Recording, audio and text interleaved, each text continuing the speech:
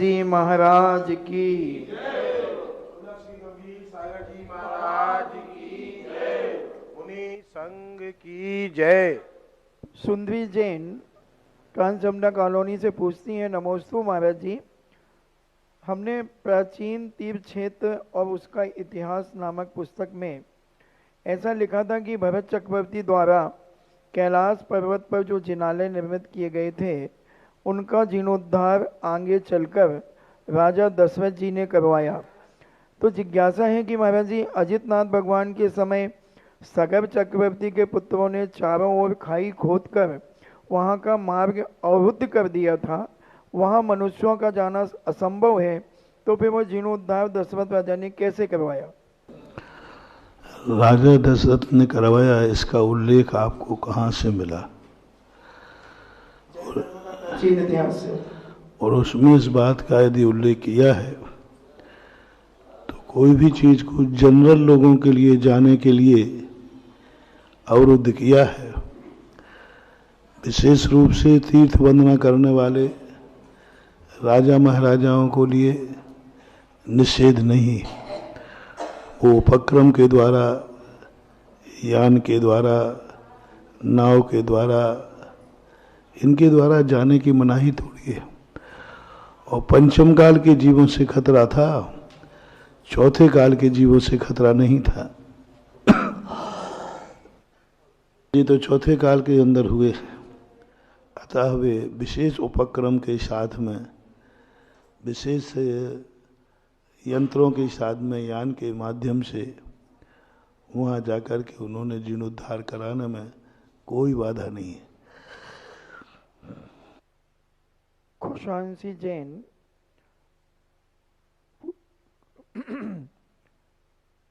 पूछती हैं, नमोस्तु महाराज जी, विभंगावधि ज्ञान का क्या स्वरूप होता है? कोई स्वरूप नहीं, मिथ्यात के साथ में रहता है, इसलिए विभंगावधि। बाकी पदार्थों को जानने के संबंध में कोई विशेषता नहीं है, जैसा अवधि ज्ञान है ऐसे ही विभंगावधि है। मात्र मिथ्यात कर्म का उदय से होने से उसका अभिप्राय खोटा होता है, ऐसा माना जाए। दीप्ति जैन आगरा से पूछती हैं, नमोस्तु महाराज जी, जब पाप का घड़ा भर जाता है तब विस्फोट हो जाता है या घड़ा फट जाता है, अतः इसी संदर्भ में जिज्ञासा है कि वर्तमान समय में जिन जीवों को कत्ल खानों में काटा जाता है, उनका भक्षण किया जाता है और मांस निर्यात भी किया जाता है, तो क्या वही मरने वाले जीव आज कोरोना वायरस का रूप लेकर इस पृथ्वी पर बदला लेने के लिए आ सकते हैं क्या? ऐसा अपन कह नहीं सकते, क्योंकि कोरोना में जीव जो हैं वे मन रहित होते हैं, एक इंद्रिय होते हैं, उनमें ऐसी भावना नहीं है। लेकिन यहाँ उपस्थित रहने वाले जीवों के ऊपर कष्ट आना, इनके जरूर कोई ना कोई अशुभ कर्म का उदय है। निश्चित नहीं कह सकते कि वो वही जीव है। स्नेहा जैन कांचमडा कॉलोनी आगरा से पूछती हैं, नमोस्तु महाराज जी, औषधि विद्याधारी मुनिराज को अगर नमोस्तु करना हो तो अलग से औषधि विद्याधारी मुनिराज की जय बोलना पड़ेगा या नमोस्तु करना पड़ेगा, या 64 विद्याधारी अनंत भगवान के नमोस्तु में औसत विद्याधारी मुनिराज को नमोस्तु पहुंच जाएगा? सामूहिक रूप से पहुंच तो जाता है, लेकिन विशेष से यदि ध्यान करना है तो औषधि रिद्धि संपन्न रिद्धिधारी को लक्ष्य करके अपन को बोलना पड़ेगा। तीर्थंकर को भी करना है तो उस रिद्धि युक्त आदिनाथ भगवान को नमोस्तु करता हूँ, उसकी रिद्धि के ऊपर टारगेट विशेष रूप से हाईलाइट करना पड़ेगा, अंडरलाइन करना पड़ेगा, अपने उपयोग में उस रिद्धि को विशेष रूप से ध्यान करके और नमोस्तु करना होगा। परम जैन छिपी टोला से पूछते हैं, नमोस्तु गुरुदेव, दो मित्र किसी पाप कर्म के कारण नरक जाते हैं तो वहाँ उन्हें अपने विभंग अवधि ज्ञान से पूर्व भाव की मित्रता का ज्ञान होगा या शत्रुता का व्यवहार होगा? मित्रता का सब कुछ उल्टा होता है वहाँ। मित्र कभी मित्रता के रूप में मिला होगा, वो उसको दुश्मनी मानता है। ऐसा उदाहरण आता है कि एक बेटा माँ अपने बेटे को काजल आंचती है। यदि वो दोनों नरक में पहुंच जाएं तो बेटा ये नहीं सोचता है काजल आंच दे, ये सोचता है कि मैं तो रो रहा हूँ और ये मेरी आंख फोड़ना चाह रही है। अब उल्टा करेगा, वो आंख रही थी आंख में अंजन, वो कहते नहीं आंख आंच नहीं रही थी, मेरी आंख फोड़ रही थी। ऐसा उल्टा ज्ञान हो जाता है। तो मित्रता में किए हुए उपकारों को वो अपकार का मान करके वहाँ सब कुछ उल्टा सोचने लग जाता है। ऐसा पीयूष जैन बड़ा गांव धसान से पूछते हैं, नमोस्तु गुरुदेव, एक इंद्रिय से 4 इंद्रिय जीव तक सभी सम्मोचन जन्म होता है, तो कोरोना वायरस का भी सम्मोचन कोरोना वायरस ही होगा। तब जिज्ञासा है कि किसी जीव को किसी प्रयोगशाला में रासायनिक तत्वों द्वारा उत्पन्न किया जा सकता है क्या? सम्मूर्छन जीव हैं। सम्मूर्छन जीव जहाँ उनकी योनि स्थान बनेगा वहाँ वो उत्पन्न हो जाते हैं। ठंडा गर्म पानी मिला तो सम्मूर्छन जीव उत्पन्न हो जाएंगे, असंख्यात जीव उत्पन्न हो जाएंगे। थोड़ा सा कोई ठंडी वस्तु थी, गर्म, दोनों को आपने मिलाया, शीत उष्ण योनि बन गई, वहाँ जीवों की उत्पत्ति हो जाती। तो विज्ञान के द्वारा भी कहीं भी वो तो 24 घंटे कोई भी निमित्त मिलने पर उनकी उत्पत्ति हो जाती है। नमोस्तु महाराज जी। स्नेहा जैन झलक जैन आगरा से पूछती हैं, नमोस्तु महाराज जी, मर्यादा पुरुषोत्तम राम बलराम कहलाते हैं और लक्ष्मण नारायण कहलाते हैं, तो महाराज जी इनमें दोनों में बल किसका अधिक रहता है? क्योंकि नारायण तो कोटि शिला को उठा लेते हैं और बलराम ने तो ऐसी कोटि शिला आदि उठाई नहीं। बल जो है नारायण के बल की ज्यादा स्थिति बनती है। 3 खंड का अधिपति होते हैं, तो बल तो नारायण का ज्यादा होता है, लेकिन प्रभाव जो है बलभद्र का ज्यादा होता है।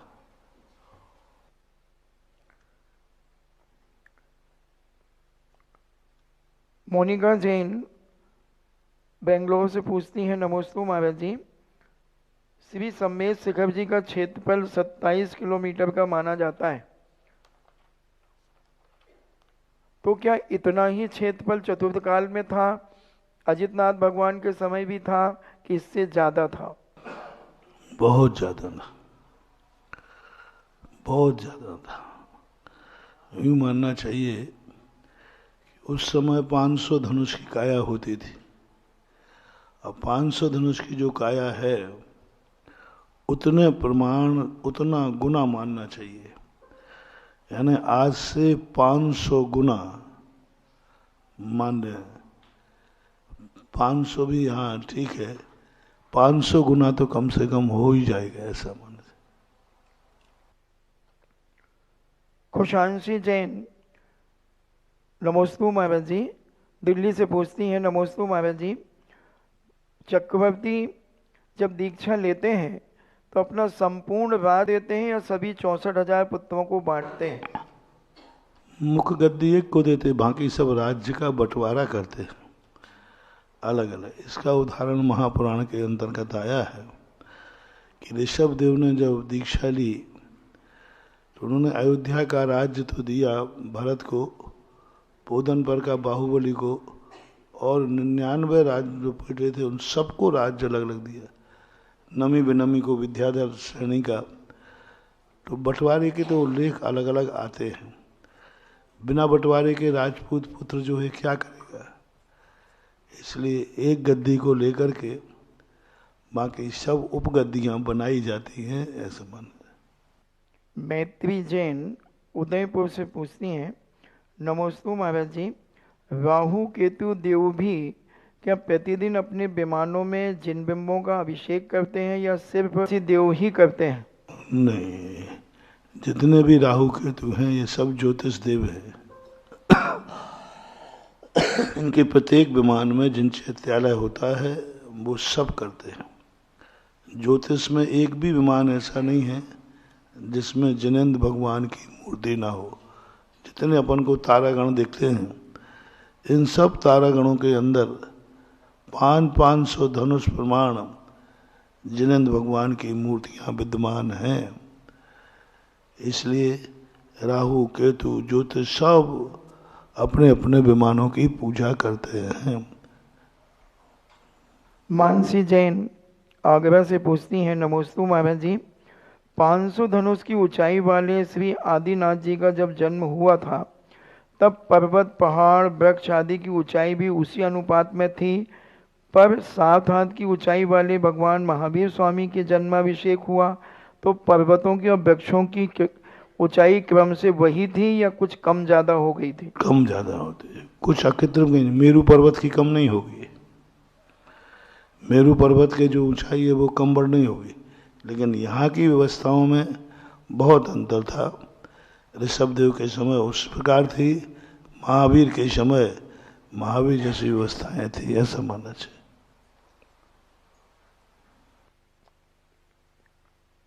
अभिषेक जैन किशनगढ़ से पूछते हैं, नमोस्तु महाराज जी, संगी और नो असंगी से क्या तात्पर्य है?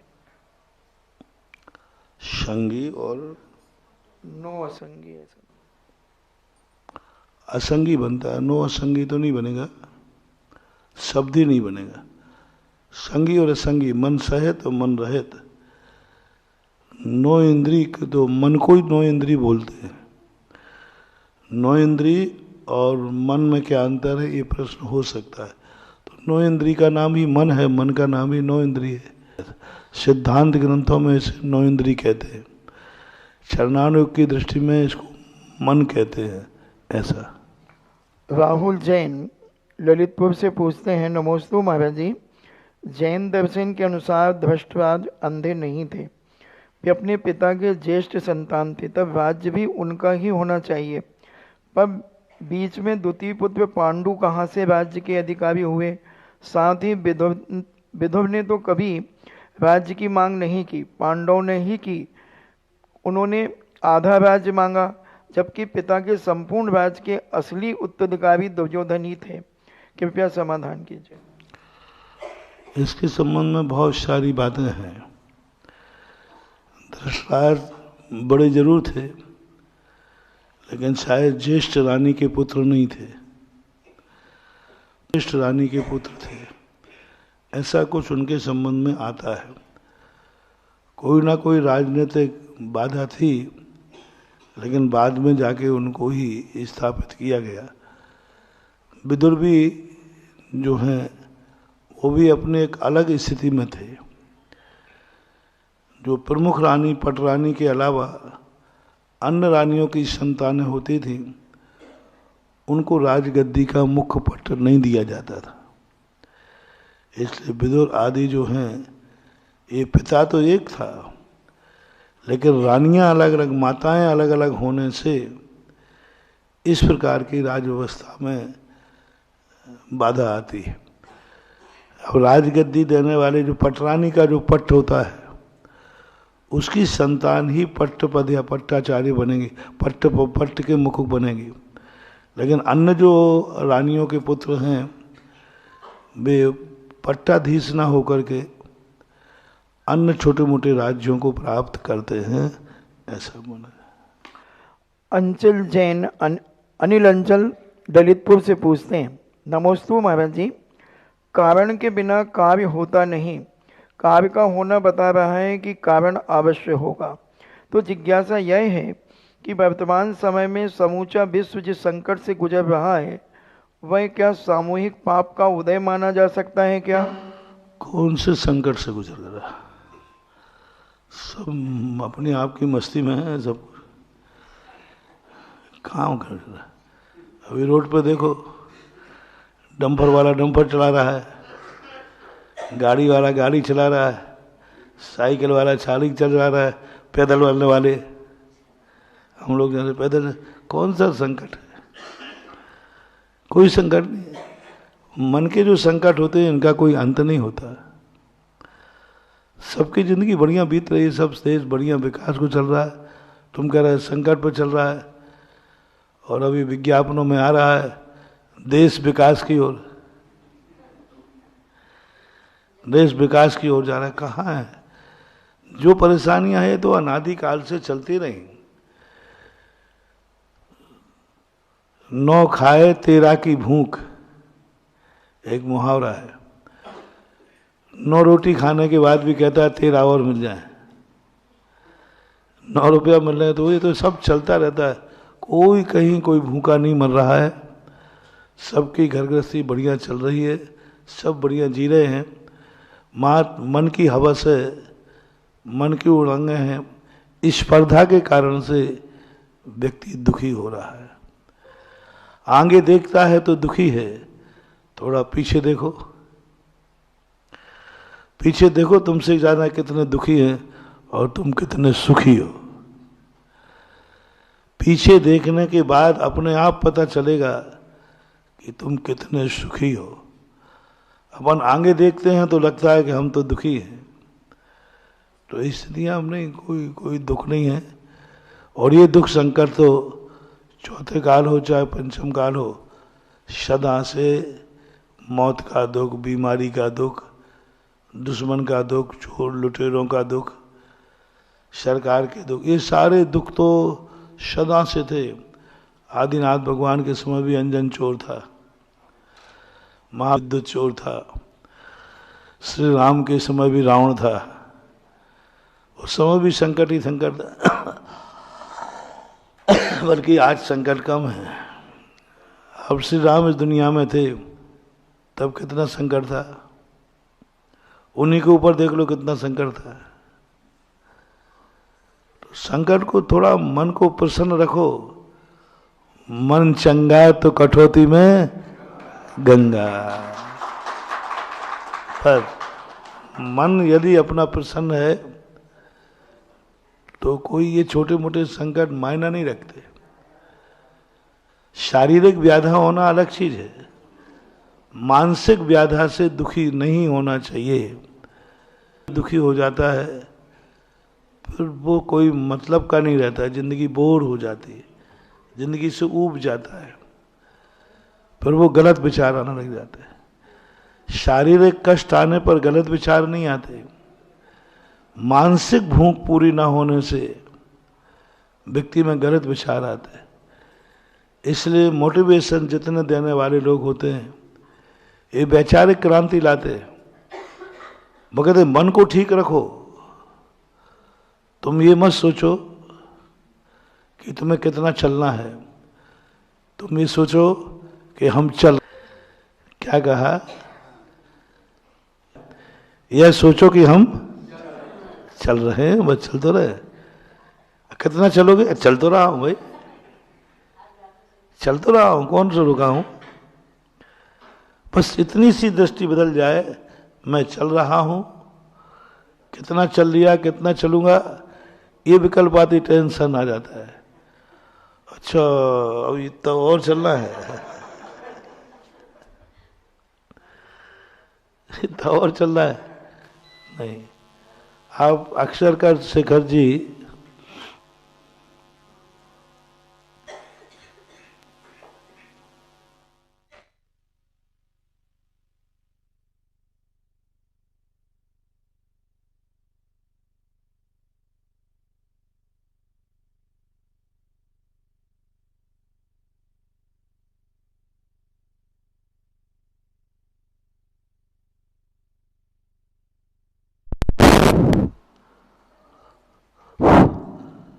जब भी आप शिखर जी गिरनार की यात्रा करो ना तो ऊपर की तरफ मत देखा करो, और अभी टोंक तो वहां है। आप तो ये देखो कि मेरी एक सीढ़ी सामने है और नीचे देखते देखते चलो।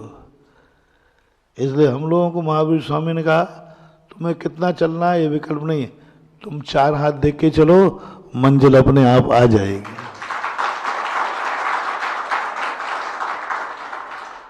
बस पूरी जिंदगी में बस एक फार्मूला अपना लो, मैं कर रहा हूं बस, मैं जी रहा हूं।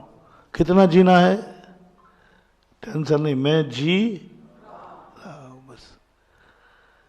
सोनू जैन उदयपुर से पूछती हैं, नमोस्तु महाराज जी। जो चक्रवर्ती होते हैं और विक्रिया से अपने 96,000 रूप बनाते हैं, तो इनके जो 96,000 जो रूप होते हैं, सप्त धातु रहित होते हैं या सप्त धातु सहित होते हैं? इनके संबंध में विस्तार से आगम में कोई वर्णन देखने में नहीं आ रहा है कि उनको शब्द धातु से रहित माना जाए या नहीं। मुझे दिखता है कि रहित नहीं माना जाना चाहिए, क्योंकि इसी औदारिक शरीर से ही उस औदारिक शरीर का निर्माण होता है। इसलिए उनमें भी शब्द धातु आदि होना चाहिए। वैक्रियक शरीर नहीं है, विक्रिया है।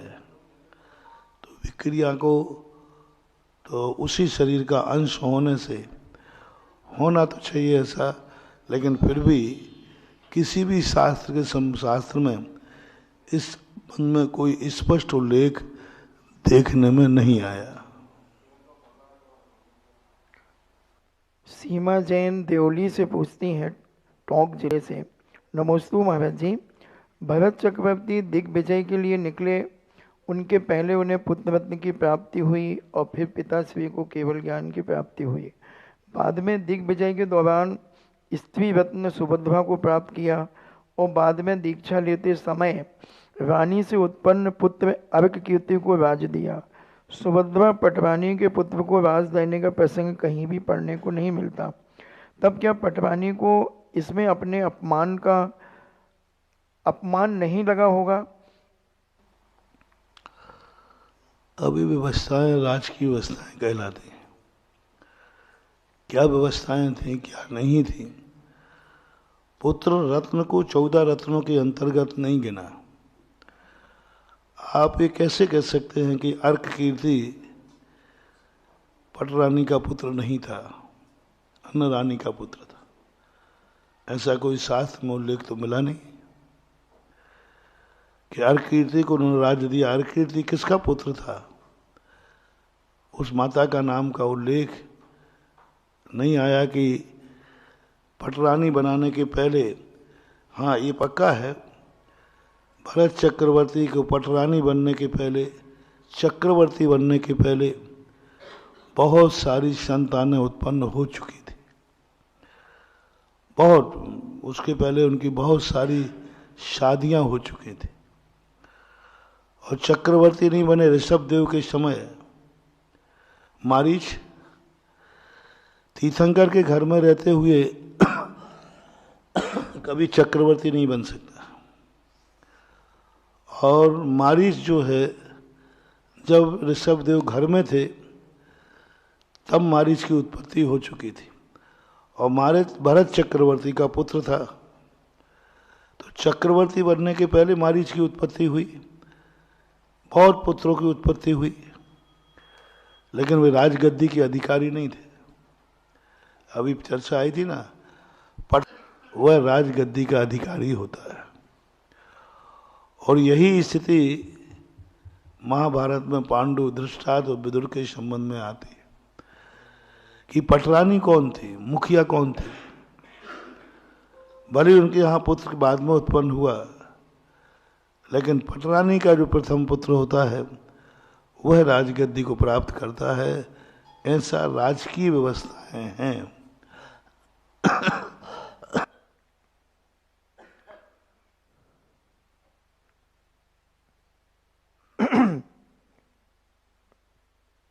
महावीर जैन पूछते हैं, नमोस्तु महाराज जी।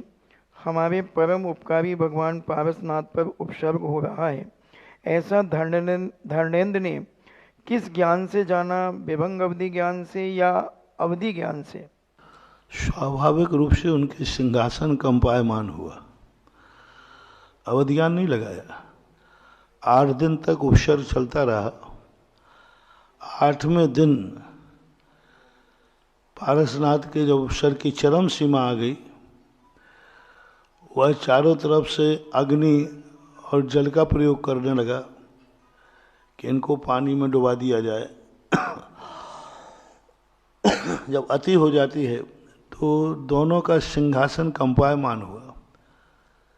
तो सिंहासन जैसे कंपायमान होता है तब अवधि ज्ञान लगाते हैं कि सिंहासन क्यों कप रहा है।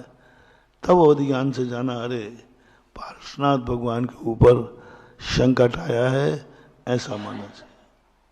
आशी जैन जबलपुर से पूछती हैं, नमोस्तु महाराज जी, सप्तम नरक से निकला हुआ कोई जीव सह पर्याय को धारण करता है और कोई जीव पहले नरक से निकल कर के सह पर्याय को धारण करता है, तो दोनों के स्वभाव में, उनकी स्वाभाविक क्रूरता में कोई अंतर होगा या दोनों की क्रूरता समान होगी? बहुत बहुत अंतर होगा। साथ में नरक का नारी क्रूर होगा, दुष्ट होगा, क्रोध ज़्यादा होगा। पहले नरक की अपेक्षा दोनों में बहुत अंतर होगा। आगम में इसका उल्लेख मिलता है कि साथ में नरक का नार की त्रियंश बनेगा लेकिन क्रूर, त्रम क्रूर बनेगा। ऐसा श्वेता जैन जबलपुर से पूछती हैं, नमोस्तु गुरुदेव, चेला के साथ होने वाले छल से सबसे ज़्यादा भूमिका अभय कुमार की थी। रानी चेला को कभी अभय कुमार के ऊपर क्रोध आया होगा या अपनी उपादान दृष्टि रखते हुए सब कुछ शांति से सहती रही होंगी? प्रारंभ में थोड़ा बहुत तो क्रोध आया होगा, क्रोध की बात बनी होगी। बाद में ये सोच के शांत हो जाते हैं, अब इसका कोई दूसरा उपाय तो है नहीं, इसलिए।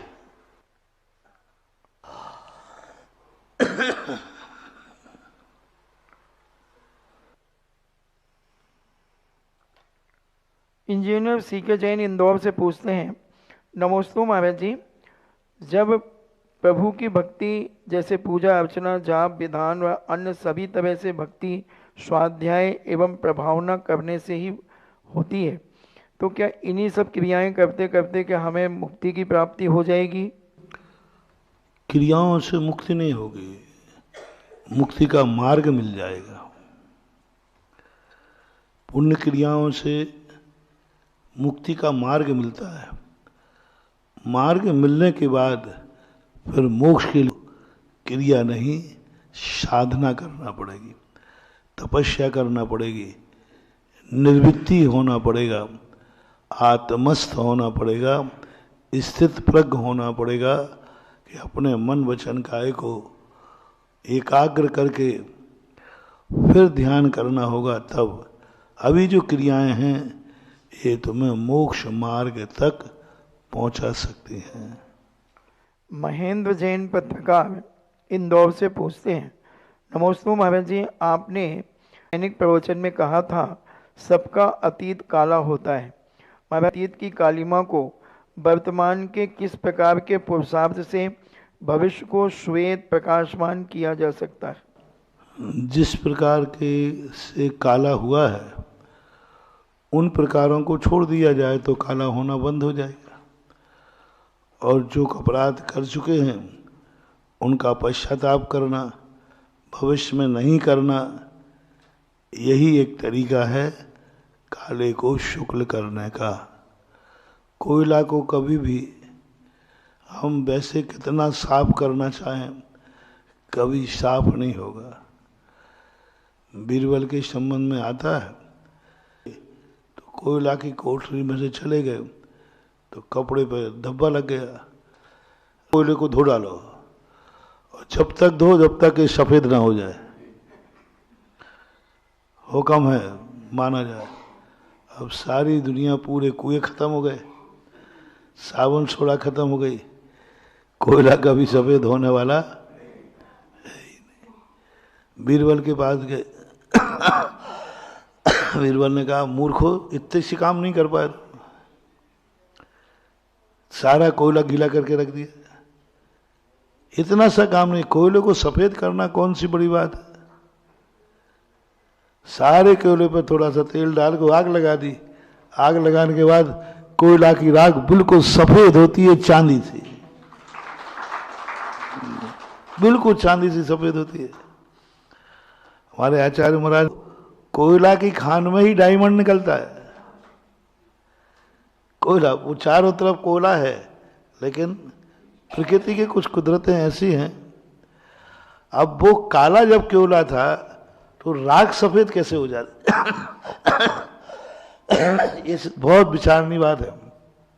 कोयला को कितने कूटो बांटो वो काला ही, लेकिन जलाने के बाद राख सफेद निकलती। कोयला के बीच में डायमंड कैसे है? कुदरती खेल देखो। नारियल कहाँ होता है? डाब। समुद्र में पानी कैसा होता है? और डाब कुदरत की वर्णते देखो। तो ये सारी चीजें ऐसी हैं, इस रूप में परिणमन कर लेती है, ऐसा मानना चाहिए। तो वहां पर इसी प्रकार अंदर के जो काले कर्म हैं, इन धोने का अर्थ है ध्यान रूपी अग्नि में, ध्यान रूपी अग्नि जला लीजिए, अपने आप काले कर्म कोयला से सफेद झक झक करके बन। डॉक्टर मगन जैन आष्टा से पूछते हैं, नमोस्तु महाराज जी, अनर्थ दंड के व्रत के अतिचारों में आता है कंदर्प, कौतकुच्छ, मौखर्य, आसमीक्ष, अधिक और अधिकरण और भोग परिभोग अनर्थ, इनके क्या स्वरूप हैं? सब मन की कुचेष्टाएं करना, मन में बुरा विचारना, अश्लील बोलना, अश्लील सोचना, भोगों सामग्री का दुरुपयोग करना, जिस ढंग से ग्रहण किया जाए उस ढंग से ग्रहण ना करके अन्य रूप में ग्रहण करना। तो हर चीज की एक प्रक्रिया होती है। बोलना है लेकिन यदवा तदवा बोलना, सोचना, दुष्ट सोचना, गाली गलौज करना, अश्लील शब्दों का प्रयोग करना, गलत हरकतें करना, अपने शरीर के प्रति गलत विचार करना, गलत एक्शन करना, ये सब अनर्थ दंड के व्रतों में आता है। पुनीत जैन फरीदाबाद से पूछते हैं, नमोस्तु महाराज जी, तीर्थंकर भगवान गृहस्थ अवस्था में होते हैं तो क्या वे जिन मंदिर जाते हैं? यदि नहीं तो उनके कुटुंब को जिन धर्म के संस्कार कैसे, देव दर्शन आदि कैसे प्राप्त होता है? परिवार जाता है, उनका एक ऐसा नियोग है, इतना विचित्र उनका परिणमन होता है, किसी को मन में नहीं आता भाव के मंदिर क्यों नहीं जाते। उनको भी मन में भाव नहीं आता कि मुझे मंदिर नहीं जाना, नहीं जाने का भाव नहीं आता, जाने का भी नहीं आता, किसी को उनके संबंध में प्रश्न भी नहीं आता। यदि अभी तीर्थंकर होते तो अपन को भी प्रश्न नहीं आता, वो तो है नहीं, इसलिए जो चाहे कहते रहो, जो है ना। तीर्थंकर रहते तो उनके सामने किसी को उनकी क्रिया इतनी सहज होती है कि ये छोटी मोटी बातें उनके संबंध में कोई विचार ही नहीं कर पाता। राजा महाराजा होते हैं, उनके संबंध में अब तुम पूछो कि भाई जी राष्ट्रपति कब सोते होंगे? अरे सोता तो होगा, लेकिन किसी ने प्रश्न ही नहीं उठाया। वो भोजन कैसे करते होंगे? अरे करते, मनुष्य इंसान है, तो उनका अपना रहता है। Yashwant Singh retired GST officer Lalitpur से पूछते हैं, नमोस्तु गुरुदेव, जिज्ञासा है कि जैन आगम के अनुसार मद कितने प्रकार के होते हैं? मद 8 प्रकार के मद होते हैं। 8 प्रकार के मदों के अंतर्गत जीव मदोन्मत्त होता है।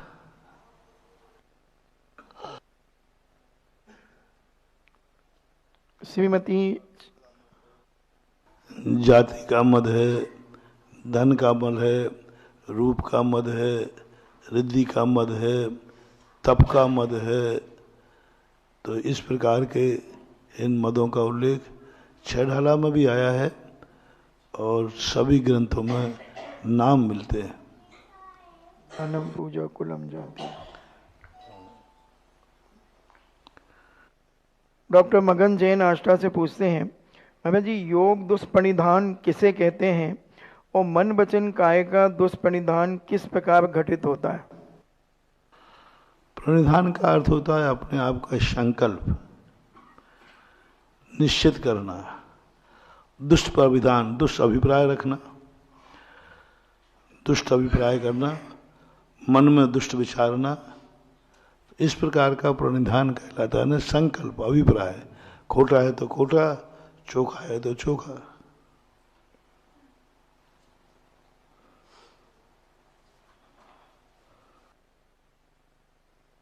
प्रदीप जैन कानपुर से पूछते हैं, नमोस्तु महाराज जी, यदि किसी बुजुर्ग श्रावक की पारिवारिक परिस्थितियों और उनकी मानसिक स्थिति का लाभ ले मंदिर कमेटी उनकी अचल संपत्ति को मंदिर के नाम दान कराने को प्रेरित कर ले, तो इस प्रकार का दिया हुआ दान का पुण्य मिलेगा? जबरदस्ती या स्वेच्छा से? मानसिक स्थिति यानी उनकी पारिवारिक परिस्थिति और उनकी मानसिक स्थिति का लाभ ले मंदिर कमेटी उनकी अचल संपत्ति को मंदिर के नाम दान को प्रेरित कर। ये प्रश्न जो है इसका उत्तर नियत नहीं दिया जा सकता। इसमें अभिप्राय नहीं आ रहा है, किस अभिप्राय से, कैसा व्यक्ति है। संपत्ति ली भी जाती है, अरे सरकारी संपत्ति नहीं छोड़ती, कुड़क कर लेती है। अब यहाँ किस अभिप्राय से ले रहे, क्यों ले रहे, ये सब चीज़ों पर विचार करना पड़ेगा। ये प्रश्न तुम्हारा कोई व्यक्तिगत प्रश्न है समाज का, इसलिए ऐसा है। बाकी प्रश्न के संबंध में नियत लेना भी चाहिए, नहीं भी लेना चाहिए। परिस्थितियां देखी जाती हैं, क्या परिस्थिति है ऐसा। जैन कन्नौज से पूछते हैं, नमोस्तु महाराज जी, तीर्थंकर भगवान महावीर स्वामी को जब केवल ज्ञान की प्राप्ति हुई थी, लेकिन गौतम बुद्ध को कौन से ज्ञान की प्राप्ति हुई थी? क्योंकि बौद्ध दर्शन में बुद्ध के लिए अरहत शब्द का प्रयोग किया जाता है। यह क्या बुद्ध को भी केवल ज्ञानी समझा जाए? विभंग ज्ञान उनको हो सकता है, निमित्त ज्ञान हो सकता है, भौतिक ज्ञान नहीं हो सकता।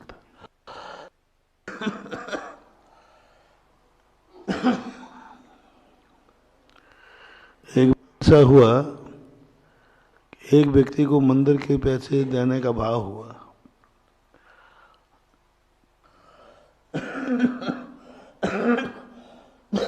अब बेटे को देता है तो जुआड़ी और शराबी है, पक्का है वो बेच ही देगा और जुआ साहब खेलेगा, और उतनी सी संपत्ति है, या तो बेटे के नाम करे या फिर दान में दे दे। अब ये केस मेरे पास आया और कुछ संपत्ति है नहीं। यदि वो संपत्ति दान में देता है तो बेटे के पास कुछ भी नहीं बचेगा, और बेटे को छोड़ता है तो वो कुछ भी बचने नहीं देगा। क्या करे बोलो, पिता क्या करे? बेटे को देता है नियम से, वो बेच करके दाव पर लगा लेगा, शराब में पी के उड़ाएगा, पक्का है 100%। वो कह रहे कि हाँ मैं तो कर सकता हूँ। और पिताजी कहते हैं अब उतनी संपत्ति से वह दान पुण्य कमा के अपना मरण प्राप्त, अपना भाव सुधारे, या बेटे के मोह के कारण बेटे को छोड़ के जावे? बोलो, दान करना चाहिए। बेटे को तो बर्बाद करना ही है। तो ऐसे समय बेटे को कौड़ी भी ना दे करके दान पुण्य करके अपना पुण्य कमाओ, तो उसने पाप किया नहीं है, उतना और बेटे को पाप से बचा लिया। नहीं तो वो उतनी शराब और पीता, उतना पाप और करता। तो ऐसे कई केस होते हैं जिनमें ये भाव देख, बहुत सारे भाइयों में होता है। एक भाई शराबी जुआड़ी निकल गया, अब बड़ा भाई पूछता है कि महाराज जी क्या करूं, संपत्ति तो इसको देना है, लेकिन इसको देते हैं तो ये है। तो मैं ही कुछ सलाह देता, भाई पिताजी के नाम से कुछ दान पुण्य कर दे, जैसे पिताजी अमर हो जाए, वो तो बेंच घास के बराबर कर देगा। अभिप्राय देखना चाहिए ऐसा। चलिए, ऑनलाइन जिज्ञासाओं के पश्चात जैन और सूर्या जैन जहानाबाद, आप लोग खड़े हो जाएं, समय कम है इसलिए जिज्ञासा एक साथ रखें। महाराज जी गुरुभक्त परिवार है, बहुत भावना है इनकी। गुरुभक्त परिवार है जहानाबाद में, यहाँ से मात्र 18 किलोमीटर दूर है। बड़ी भावना थी तो भावना रखना चाह रहे थे तो मैंने इसलिए मौका दिया है। गुरुदेव के चरणों में मेरा त्रिवार नमोस्तु नमोस्तु नमोस्तु। क्षुल्लक जी, हे गुरुदेव, मेरी जिज्ञासा ये है कि मैं कई सालों से यही भावना भाती थी कि हमारे जहानाबाद में कभी गुरुदेव आएंगे, कभी गुरुदेव आएंगे। तो मुझे पिछली साल मैं देवगढ़ गई थी, तो वहाँ पे मैंने सारे कानपुर वालों को पूज्य श्री से अनुरोध करते सुना था कि आप यहाँ आएंगे कानपुर, तो आप महाराज जी से कहिए कि हमारे यहाँ कानपुर आएँ। तो मेरी जब से ये लगन लग गई थी कि आप कानपुर आएंगे तो जहानाबाद ज़रूर आएंगे। तो मेरी यही प्रार्थना है कि गुरुदेव, हमारा क्या ऐसा कर्म का उदय है कि मैं डेली भावना पाती हूँ, फिर भी आप इतने 18 किलोमीटर पास से निकले जा रहे हैं गुरुदेव। क्या होता है, शादियों की परिस्थितियां ऐसी होती हैं। महावीर स्वामी से ये व्यवस्था बनाना चाहिए थी। उन्होंने महाराजों को तो ध्यान में रखा, भक्तों का ध्यान नहीं रखा। अब भक्तों को ध्यान में रख के कोई ऐसी व्यवस्था बना देते कि मैं सब जगह चला जाता है।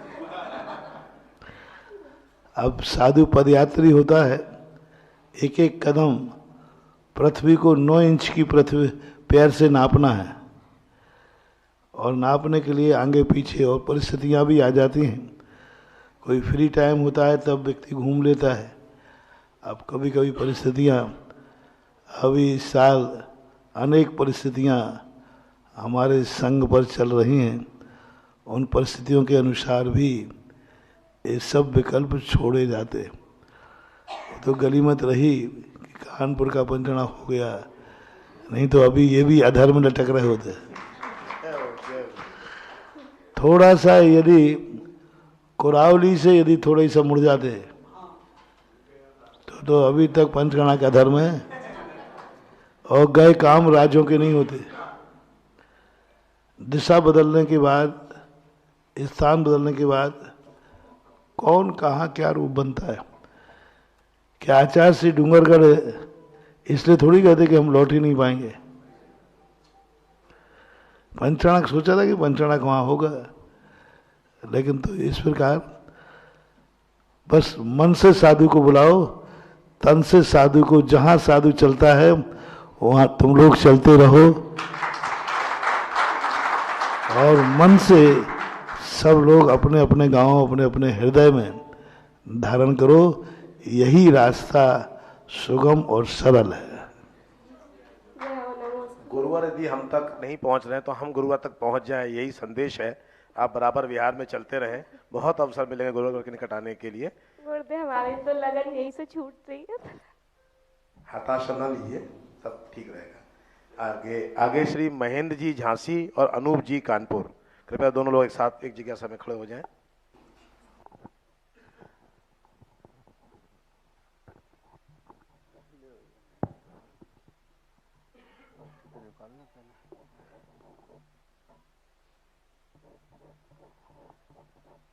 जल्दी करें, समय कम है। मेरे और मेरे परिवार के आराध्य गुरु को बारंबार नमोस्तु नमोस्तु नमोस्तु। क्षुल्लक जी को एक छामी एक छामी एक छामी। गुरुदेव, सर्वार्थ सिद्धि के 8वें अध्याय में इतर पाषाण, अंध पाषाण और कनक पाषाण का क्या अर्थ है, समझाने की कृपा करें। अंध पाषाण और कनक पाषाण और इतर पाषाण, इतर पाषाण, अंध पाषाण सर्वार्थ सिद्धि के 8वें अध्याय में आया। अंध पाषाण वो कहलाता है जिस पाषाण को तराशा नहीं जा सकता, किसी काम में नहीं लाया जा सकता, वो अंध। पाषाणों में भी बांझ होता है, किसी काम में नहीं आता। खंडा भी बनाना चाहो तो वो भी नहीं बनता, तो अंध पाषाण कहलाता है। और कनक पाषाण जिसमें सोना निकाला जा सकता है, और कई पाषाणों में सोना है लेकिन निकालना संभव नहीं होता। इतर पाषाण का अर्थ होता है ये सब जितने पाषाण हैं, सैंडली, ये सब इतर पाषाण। के सुबह कार्यक्रम होने वाला है, लेकिन सुबह 6:30 बजे देखा तो साधु का विहार हो गया। मैंने अभी तक अपनी लाइफ में नहीं देखा था, ये आज मैंने देखा। गुरुवर, पंचकल्याणक से संबंधित मेरी जिज्ञासा थी। आपने बड़ा अभूतपूर्व ऐतिहासिक पंचकल्याणक कराकर कानपुर जैन समाज पर बहुत उपकार किया है, उसका आभार आजीवन हम लोग निभाते रहेंगे।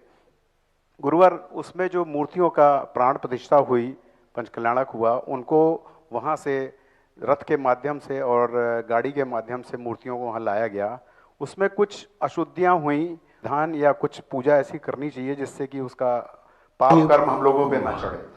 पंचकल्याणक में जाप आदि जो होते हैं वो सब इन्हीं अशुद्धियों को ध्यान में रख के किया जाता है। फिर भी मानसिक संतुष्टि के बाद पंचकल्याणक वगैरह समाप्त होने के बाद शांति विधान एक कर लेने में कोई बाधा नहीं है, कर लेना चाहिए। नमोस्तु गुरु। चलिए श्रीमान संजय जी, और इसके बाद तैयार रहेंगी निशी जी, या चाहे तो एक साथ खड़े हो जाए दोनों लोग, कोई दिक्कत नहीं। परम पूज्य श्रद्धेय गुरुवर श्री महाराज जी के चरणों में मेरा त्रैवार नमस्तु। शुल्लक श्री जी के महाराज के चरणों में मेरा त्रैवार इच्छामि इच्छामि इच्छामि। गुरुदेव, मेरा प्रश्न है कि जब 5 पांडव दीक्षा लेने के बाद वन में चले गए तप करने के लिए, सभी क्षायिक सम्यक दृष्टि थे, और उस स्थिति में 3 जब उनको गृहस्थ धर्म के जो उनके भांजे थे, उन्होंने जब उनके ऊपर उपसर किया, लाल लोहे के मतलब गरम लोहे के कड़े पहनाए गए, आभूषण पहनाए गए, तो 3 का सभी का शरीर जल रहा था, लेकिन 3 जो है मोक्ष चले गए और 2 सर्वास्थिति तक रुक गए। तो ऐसा कैसे हुआ? परिणामों की अंतरता है। उनके परिणाम निर्विकल्प नहीं हो पाए। उनके मन में ऐसा बताते हैं कि विकल्प आ गया कि देखो ये दुष्ट लोग हैं, ये मुनि महाराज को भी नहीं छोड़ रहे, बड़े बड़े महाराज हैं, इनको कितनी तकलीफ हो रही होगी, कितनी वेदना हो रही होगी, ऐसा उनके मन में विचार आया। उसी समय आयुबंध का समय आ गया, तो 2 को आयुबंध हो गया, और 3 महाराज लोग हैं, उनको विकल्प ही नहीं आया, उनको कोई विकल्प ही नहीं आया। उनका कहा कि ठीक है, हमारा शरीर या पराया शरीर सब जल रहा है, ये तो वस्तु का स्वरूप है। तो 3 अपने आत्मा में स्थिर रह गए, तो केवल ज्ञान हो गया। 2 स्थिर नहीं रह पाए, सर्वार सिद्धि गए, लेकिन अगले भाव में उनका मोक्ष निश्चित है। श्रीमती निशी जैन, और उसके बाद तैयार रहेंगे श्रीमान सुनील जैन कानपुर। अनियत बिहारी गुरुवर के चरण नमन। चुल्लक जी के चरणों में इच्छामि इच्छामि इच्छामि। गुरुवर, मेरा प्रश्न ये है कि जब जैसे तप कल्याणक होता है, तो उसमें माताएं जब वो तप होता है तीर्थंकर का, तो माताएं विलाप करती हैं। तो क्या महाराज जी हकीकत में जब होता था, तो क्या उस समय भी उनको विलाप होता था? क्योंकि वो तो सम्यक दृष्टि भी थे। सम्यक दृष्टि होना अलग चीज है, मोह होना अलग चीज है। मोह राग भाव तो जागते ही है, थोड़ी देर के लिए राग भाव जागता है, ज्यादा नहीं जागता, थोड़ी देर के लिए भाव आता ही है। अब यहीं देख लीजिए ना, हमारे आचार्य की समाधि हुई और हम लोगों को राग भाव जाग गया, थोड़ा विकल्प तो आया ही।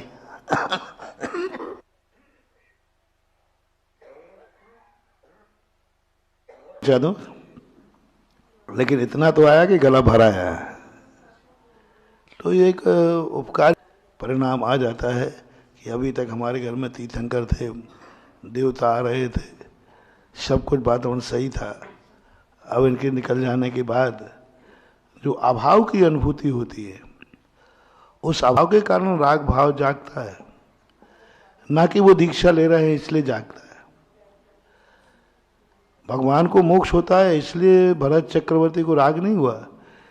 राग हुआ अपने स्वार्थ के कारण कि अभी जो हमें लाभ मिल रहा था वो लाभ तो खत्म हो गया। तो व्यक्तिगत जो स्वार्थ है उस कारण से ऐसा होता है। वस्तुतः माता भी जानती है कि यह बेटा कोई गलत कार्य करने नहीं जा रहा है, सही कार्य है, लेकिन एक भाव जागता है, होता है। चलिए श्रीमान सुनील जी, और इसके बाद तैयार रहेंगे अमित जैन बंटी। माता पिता को सौधर्म को समझाना पड़ता है, इसलिए माता पिता कभी भी अपने बेटे की दीक्षा नहीं देख पाते, सौधर्म को जाने नहीं देता। वो वहाँ उपद्रव करने लग जाएंगे। उधर दीक्षा चल रही है, अरे बेटा बहुत दर्द हो रहा है, जैसे ऑपरेशन थिएटर होता ना, ऑपरेशन थिएटर में आप लोगों को खड़ा कर लिया जाए तो अरे आप तो ऑपरेशन ही नहीं करने थे, अरे उसका पेट फाड़ दिया, अरे उसका आंत निकल आई, कांप जाओगे। ऐसे उन्होंने कहा कि सौधर्म के माता पिता आ गए, वहाँ रोना गाना शुरू कर दिया तो वो इस ढंग से माया कर देता है कि तीर्थंकर के माता पिता कभी भी बेटे की दीक्षा नहीं देख पाते, इसी राग भाव के कारण से, क्योंकि उनको राग भाव जाने के लिए ये ठीक नहीं है। इसलिए माता पिता को इस ढंग से वो वातावरण बना देता है कि माता पिता वहीं रुक जाते हैं। गुरु जी के पावन चरणों में त्रिवार नमोस्तु, छुलक जी के चरणों में त्रिवार इच्छामि। महाराज जी, मेरा जिज्ञासा है कि हम लोगों ने ऐसा मतलब पुण्य किए कि हम लोगों का जैन परिवार में जन्म हुआ और बचपन से ही 45वें दिन से नमोकार मंत्र का जाप सुनाया गया और करने को मिला, लेकिन फिर भी ऐसे कौन से कर्म आ जाते हैं जिससे कि बचपन से ही मतलब पूजा पाठ और दान की प्रवृत्ति है, सब कुछ है, लेकिन उसमें बहुत व्यवधान आते हैं, ऐसा क्या कारण है?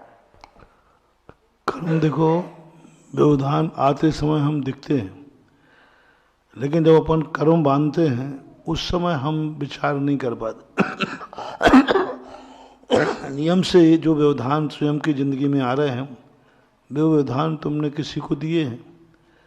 जो भी दुख तुम्हारी जिंदगी में आवे, निश्चित समझना वो दुख कभी ना कभी किसी दूसरे को उस जीव ने दिया है, उसके बिना दुख आ ही नहीं सकता।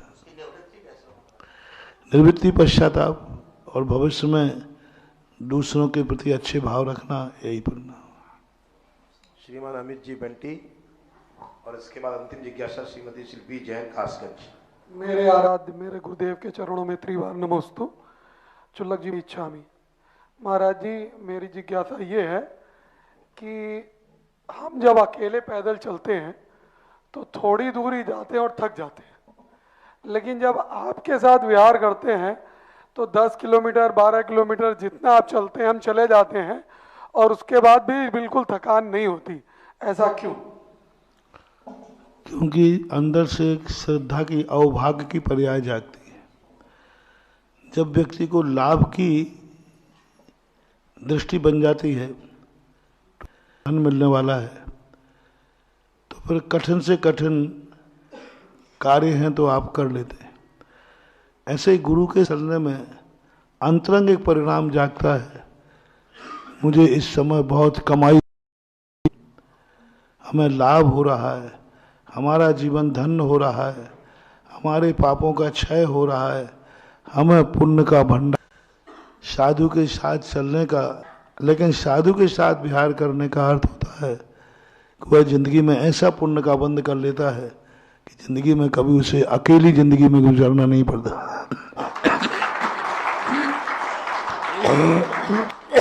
कैसा भी जंगल में फंस जाए, कैसा भी कुछ है, वो अपने आप में अकेला नहीं जिंदगी व्यतीत करेगा। ऐसा कभी नहीं होगा कि उसको जिंदगी में सोचना पड़े अब मेरा कोई नहीं है, क्या करूं इस जंगल में, ऐसा नहीं होगा, क्योंकि उसने कभी साधु संतों के साथ विहार किया था, साधु संतों को अकेला नहीं छोड़ा था। तो वो जन्म जन्मांतरों में मौके आएंगे, कोई ना कोई उसका, जय हो जय हो। मान लो तुम जंगल में हो, अब एकदम गाड़ी बिगड़ गई, अब यहाँ तो कोई नहीं, क्या करें, हमारा तो कोई नहीं है। यदि उसने कभी साधु संगति की होगी या विहार किया होगा, कहीं ना कहीं से अनायास कोई आ जाएगा, घबराओ मत, मैं तुम्हारे साथ हूं, चलो कहाँ चलना है। तो ये सब लाभ दिखते हैं। साधुओं के साथ क्यों हजारों लोग विहार करते थे? साधु को तो पैदल चलना ही, तुम्हारे पैदल चलने से साधु को कोई भी लाभ होने वाला है नहीं, लेकिन क्यों चलते हैं? मूल कारण है स्वयं का लाभ। 2 कदम हम भी चले, हम साधु को अकेला नहीं छोड़ सकते, और साधु जब चल रहे हैं तो हम घर में कैसे बैठे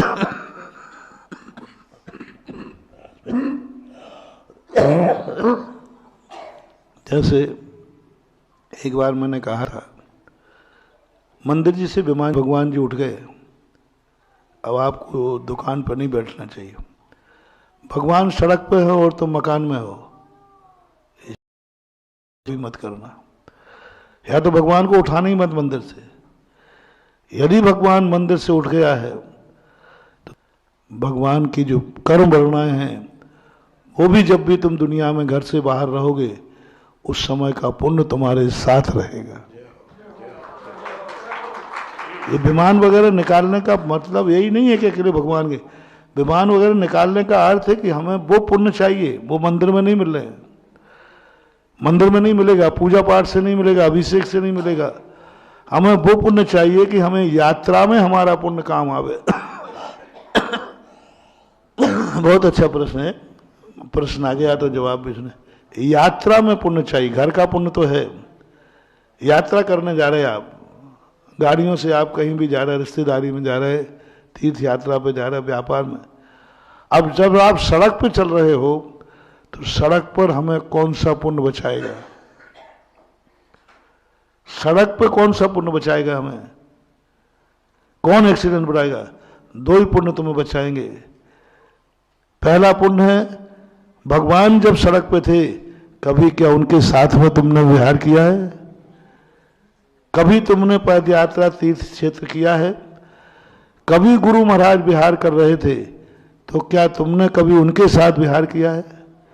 अब साधु जब विहार करता है उनके साथ तुमने विहार किया होगा, तो वो पुण्य तुम जब सड़क पे चल रहे होगे, चारों तरफ से एक्सीडेंट हो गया होगा, गाड़ी चूर चूर हो गई होगी और तुम सलामत निकल के आ जाओगे, उस समय ये विहार का पुण्य काम आएगा। उसमें मंदिर पूजा जाप का पुण्य काम नहीं आएगा, उस समय तुम विहार का पुण्य काम। रथ यात्रा में गए थे उस समय काम आएगा। लोग कहते हैं कि महाराज जी सब करके यात्रा पैदल करने में और नहीं करने में क्या फायदा है? ये फायदा है, पैदल करोगे यात्रा का पुण्य बन करेगा। और तुम्हारी जिंदगी में सबसे ज्यादा खतरा घर में है, नगर में है कि सड़क पे है? बोलो ना। हाँ, तो सड़क लायक पुण्य कमाओ। मतलब ये साधु संत जो विहार कर रहे हैं, मात अपने कर रहे, सब पुण्य कमा लो जो तुम्हें सड़क की दुर्घटनाओं से बचाएगा। एक साधु काफी है अपने कमंडल लेवे विहार करे। जब महाराज चक्र बड़े बड़े महाराज लोग विहार करते, वो मूल कारण है। साधु भी कोई भी क्रिया ऐसी नहीं है। अब जो तुम्हारा साधु तुम्हारे नगर से विहार कर रहा है और तुम घर में बैठे हो, तो कल के दिन जब यात्रा में आएगा, बोले महाराज जी कहाँ हैं, भगवान जी कहाँ हैं? अरे तो कभी भगवान की रथ यात्रा में पैदल नहीं चला, तूने सोच भी नहीं आई। और अंदर व्यक्ति करते हैं तो देवगति मिलती है।